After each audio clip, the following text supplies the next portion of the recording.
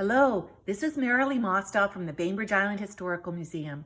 On today's episode of the Curious Curator, I'm here at the museum's research library with Katie Curtis and Robin Hunt. I invited them to open and examine this box recently sent to the museum by former Islander Rabbi Scott Sperling. What we expect to find is a very special scrapbook given to the rabbi by another Islander, Junkoh Harui.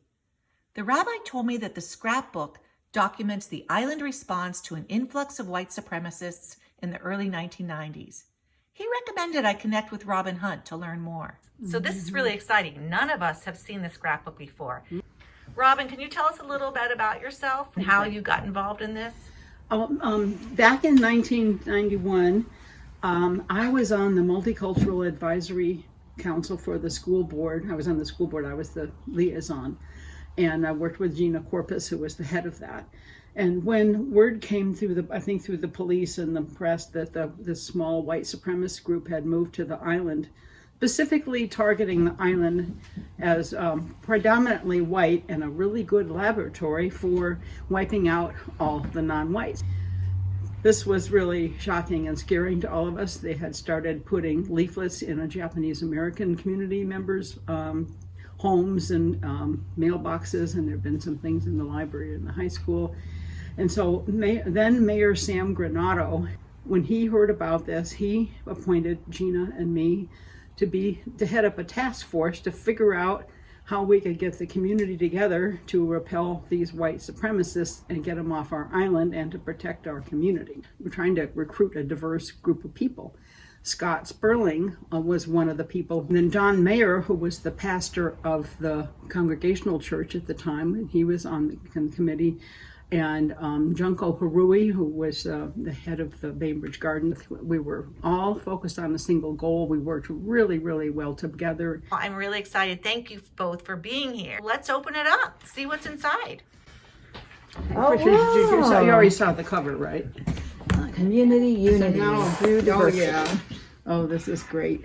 This is a picture of kids in front of the Commodore Middle School with Eric Hoffman, who was also a member of the Eagle Harbor Congregational Church at the time, where he was a teacher at the high school. And these must be some of his students that he worked with in organizing the march that the kids did from the school downtown to Winslow. And it says, community unity through diversity. Oh, and it looks like they've all signed their names on this banner that they carried. This, wow. I think they're middle school kids. Do you remember? Was he a middle school teacher? And this was the kids' idea, and Eric was one of the key. I don't know if he was on our task force or not, but if he wasn't, we worked with him closely. I remember that what he said was that a few of the kids had been followed by these guys, and so what happened was that when the students came in, they were shaken a little, and they were